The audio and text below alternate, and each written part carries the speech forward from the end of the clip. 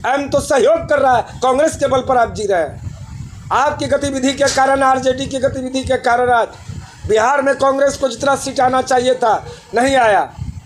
RJD के मुखिया लालू प्रसाद और तेजस्वी यादव जी वो अपनी जो सामंती नीति को जो अख्तियार के कांग्रेस के साथ, कांग्रेस को डरा करके धमका करके बिहार में लोकसभा की सीटों का जो उन्होंने बंटवारा किया और जहां पर वो नहीं जीत सकती थी वहीं से कांग्रेस के उम्मीदवार को खड़ा किया गया। आरजेडी भी सचेत हो जाए, उनको भी ऐसी पटकनी मिलेगी जो वो मंसूबा बना के रखे हैं। अगर उन्होंने कांग्रेस पार्टी राष्ट्रीय पार्टी है कामिल साहब, ये भूलना नहीं चाहिए। राहुल गांधी ने मेहनत करके, बिहार प्रदेश के प्रदेश अध्यक्ष अखिलेश सिंह ने मेहनत करके हमारे जो है कि बिहार में जो भी हमारा एक सीट था वो 4 सीट लाने का काम किया। अगर सही ढंग से टिकट का वितरण होता तो आज कांग्रेस पार्टी की यह स्थिति नहीं रहती। कांग्रेस पार्टी कम से कम 10 से 12 सीट लाती। रुपौली विधानसभा की जनता ने दिया है, पूर्णिया की लोकसभा की जनता ने जो दिया है, इनसे ये सचेत हो जाए, वरना इसको 2025 के विधानसभा चुनाव में वो परिणाम देखने को मिलेंगे। इरफान साहब आप भी रहेंगे, जो एक चौंकाने वाला परिणाम होगा। बिहार के एकमात्र विधानसभा का उपचुनाव पूर्णिया जिले के रुपौली में संपन्न हुआ, जिसमें निर्दलीय प्रत्याशी शंकर सिंह 8,211 वोटों से विजय घोषित किए गए। इस संबंध में आप क्या कहना चाहेंगे? इस संबंध में सबसे पहले मैं आपको धन्यवाद देना चाहता हूं कामिल साहब कि आपने हम जो पूर्व में इलेक्ट्रॉनिक मीडिया, प्रिंट मीडिया के मार्फत से बिहार राज्य के सभी राजनीतिक पार्टियों के वरिष्ठ नेताओं के साथ दौरा करके, खास करके वैश्य समाज के मतदाताओं से मिलकर उनकी भावनाओं को जानने का प्रयास किया था और उसके आधार पर मैंने अपना जो मंतव्य, जो वक्तव्य दिया था, मैंने पूर्व में ही कह दिया था कि वैश्य का वोट निर्णायक साबित होगा और रुपौली विधानसभा उपचुनाव में चौंकाने वाला रिजल्ट वैश्य समाज के मतदाताओं के द्वारा दिए गए मत से होगा। मैंने पूर्व में कह दिया। इसके पूर्व मैंने लोकसभा का जो चुनाव हुआ 26 अप्रैल को, उसके पूर्व भी मैंने कहा था। अब ये क्यों कहा था और ये क्यों हुआ, इसको अगर आप जानना चाहते हैं तो आप इसको अच्छी तरह से जान लीजिए कि वैश्य समाज ने किया सभी राजनीतिक पार्टियों का सीमांचल सहित खासकर पूर्णिया में बहिष्कार। अपने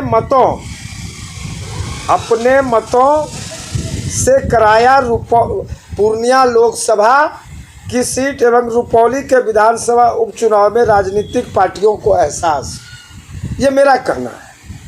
अब ये क्यों कहना है, इसके तह में जब आप जाइएगा तो आप ये जानिए कि अखिल भारतीय वैश्य महासम्मेलन जब जातीय जनगणना बिहार सरकार कराई तो उस समय पूरे बिहार में हम लोगों ने आंदोलन किया। वैश्य के साथ जो है बिहार की सरकार जातीय जनगणना में घोर घोटाला किया। आप अभी तक घोटाला सुनते होंगे कि भाई ये हो गया, वो हो गया, लेकिन ये महा घोटाला था कि जातीय जनगणना में घोटाला। तो इन घोटालेबाजों की घोटाला करते करते आदत से पड़ गई थी और यहाँ भी उन्होंने घोटाला किया। उसके बाद आप आइए, राजनीतिक पार्टियों के संगठनात्मक जो है कमेटी में वैश्य समाज की उपेक्षा करना। बिहार में जो सरकार बनी एनडीए की, मंत्रिमंडल का जो विस्तार हुआ उसमें वैश्यों की घोर उपेक्षा हुई। इस प्रकार से लोकसभा का जो चुनाव हुआ उसमें जो वैश्यों को जो कि टिकट काटा गया, हमको 3 टिकट के जगह 1 टिकट दिया गया। तो वैश्य कब तक उपेक्षित रहेगा?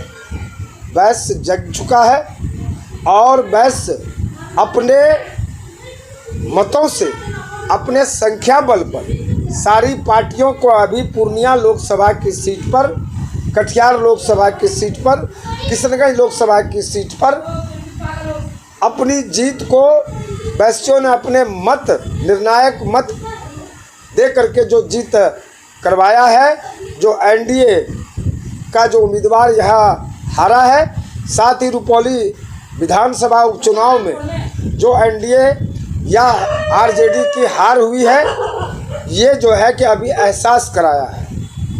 अगर इसके बाद भी ये राजनीतिक पार्टियां नहीं चेतेगी तो वो दिन दूर नहीं है कि जब 2025 में विधानसभा का चुनाव होगा, ये सभी राजनीतिक पार्टियों का अपना अस्तित्व का पता, अपनी हैसियत का पता चल जाएगा। वैश्य समाज जग चुका है। वैश्य किसी का खतियानी वोटर नहीं है। वैश्य, मैंने पहले ही कहा था और बार बार कह रहा हूँ कि वैश्य का करेगा जो सम्मान, वैश्य उसी को करेगा मतदान। खास करके सीमांचल के क्षेत्रों में और पूरे बिहार में, बिहार के वैश्य के कद्दावर नेता तारकिशोर प्रसाद जो बिहार के उप मुख्यमंत्री थे, उनको उप मुख्यमंत्री के पद पर नहीं लिए जाने के कारण सारे वैश्य समाज में, पूरे बिहार में उबाल है। इस चीज़ को बिहार का वैश्य भूल नहीं सकता है। उसके साथ घोर उपेक्षा हुई है वैश्यों के साथ, उसको नीचा दिखाने का काम किया है। उसके साथ रेणु देवी भी दो डिप्टी सीएम थी। रेणु देवी को मंत्रिमंडल में आपने शामिल किया। तारकिशोर प्रसाद का क्या गलती था, क्या नाजायज काम उसने मंत्रिमंडल में रह करके किया? या तो आप उसे उजागर कीजिए, या तो वैश्य के जो कद्दावर नेता है उसका जो प्रतिनिधित्व में जो अधिकार होता है, जो बनता है वैश्यों का, उसे देने का काम कीजिए। वरना आप जो है कि संभल जाइए। अभी आपकी ये वैश्यों ने अपने मत से आपको एहसास दिलाया है। शंकर सिंह की जीत नहीं हुई है। मैंने पहले ही कहा था कि मैंने वैश्यों का रुख देख लिया था। सारे वैश्य संगठित होकर के शंकर सिंह को वोट देना चाह रहे थे। तो भाई ठीक है, मैंने अलग अलग राजनीतिक पार्टियों के वैश्य समाज के नेताओं के साथ दौरा जरूर किया, अलग अलग दिन किया। अब आपको इस चीज़ को समझना होगा कि वैश्य का जो अपना अधिकार होता है, भाई रंगदारी हम देते हैं, सरकारी रंगदारी हम देते हैं, चंदा हम देते हैं, शोषण और हत्या हमारी होती है। हम भी सीमांचल में खास करके और पूरे बिहार में जितनी वैश्यों की हत्या हो रही है, जितना वैश्यों पर जो है कि कहर ढाया जा रहा है, और अगर वैश्य अपना मुंह खोलते हैं तो उस पर जो गलत मुकदमा, आए दिन बनमनखी की घटना को देखिए। एक विधवा महिला की मकान को जो है कि जो उजाड़ दिया गया, किन लोगों ने उजाड़ा? सामंती लोगों ने, किस सामर्थ्यवान लोगों ने उस मकान को उजाड़ा? और जब उसका विरोध किया गया तो उसके खिलाफ जो है वो SC/ST केस, उस मुकदमा दर्ज हो गया उसके उन लोगों के ऊपर में। क्या है, मैंने ASP साहब से मिल करके उस विधवा महिला के साथ फरियाद किया था, जो उसका FIR नहीं हो रहा था। कब की बात है ये आज से 1 सप्ताह पूर्व की बात है। मैं SP साहब से, SP साहब नहीं थे, मैं मिलने गया था। वो विधवा महिला बनमनखी से आई थी, वो गुहार लगाई थी, वैश्य समाज की है। हमने उसको लेकर के, जो उसका FIR नहीं हो रहा था, मैं SP साहब से मिला। SP साहब ने तुरंत फ़ोन किया, मैं उनको धन्यवाद देता हूँ। FIR भी हुआ, लेकिन उसके खिलाफ जो लोग बनमनखी के उस विधवा को साथ दे रहे थे, उनके खिलाफ SC/ST का केस हुआ। ये क्या है? वैश्य समाज को साथ अन्याय नहीं है? ये क्या हो रहा है? क्या राजनीतिक पार्टियां कर रही है? घोर जो है कि अभी आपको सभी राजनीतिक पार्टियों को सचेत हो जाए। भाई RJD खास करके कांग्रेस को वो समझती है कि बिहार में जो कि उसका कोई वजूद नहीं है।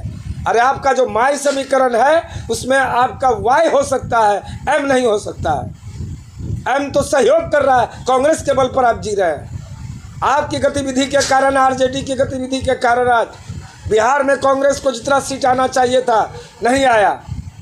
RJD के मुखिया लालू प्रसाद और तेजस्वी यादव जी, वो अपनी जो सामंती नीति को जो अख्तियार किए कांग्रेस के साथ, कांग्रेस को डरा करके, धमका करके बिहार में लोकसभा की सीटों का जो उन्होंने बंटवारा किया, और जहां पर वो नहीं जीत सकती थी वहीं से कांग्रेस के उम्मीदवार को खड़ा किया गया।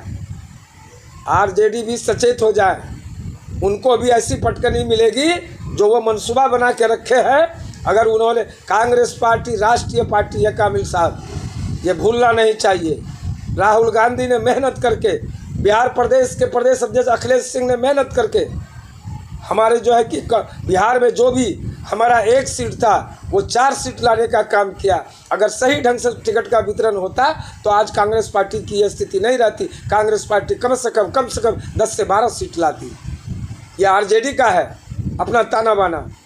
मैं अंत में सभी राजनीतिक पार्टियों को, मैं सबसे पहले तो रुपौली विधानसभा की तमाम जनता को धन्यवाद देता हूँ कि उन्होंने सही निर्णय लिया है।